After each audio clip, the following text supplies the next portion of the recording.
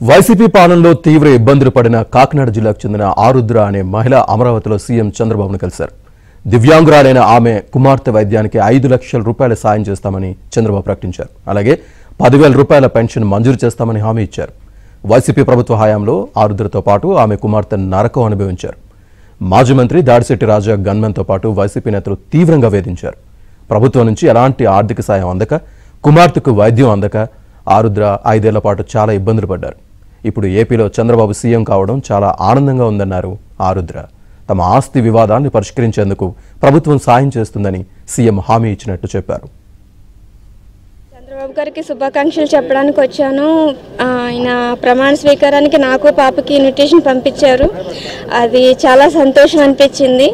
మళ్ళీ ఆంధ్రాలో కూడా మనల్ని గుర్తించేయడానికి బతకడానికి ఒక అవకాశం ఇచ్చారు చంద్రబాబు గారు. అయితే అది నాకు చాలా సంతోషంగా ఉంది. మొత్తానికి అసలు కలుస్తారో లేదో అని టెన్షన్తో ఉన్నాను. ఎందుకంటే సీఎం గారిని కలవడానికి ఒక ఆర్డినరీ అమ్మాయికి సాధ్యం కాదు. కానీ నా తండ్రిలాగా ఆయన పిలిచి నా బిడ్డని ఆశీర్వదించారు. అది నాకు చాలా సంతోషంగా ఉంది. మేము వైసీపీ గవర్నమెంట్లో కోల్పోయిన దానికి ఏం చేయలేము. కానీ ఆయన ఆర్థికంగా మాకు ఆదుకోవడానికి 5 లక్షలు ఇస్తానన్నారు. పాపకి పెన్షన్ తిరిగి ఇప్పిస్తా అన్నారు. 10,000 ఆ పెన్షన్ ఇప్పిస్తా అన్నారు. అది చాలా సంతోషం. చాలా చాలా చాలా థ్యాంక్ యూ సార్. అలాగే కోర్టు కేసులు కూడా నాకు ఇమ్మీడియట్గా నాకు సాల్వ్ చేపిస్తానని అన్నారు. ఆ లీగల్ సెల్ ద్వారా నాకు మాట్లాడిస్తానన్నారు.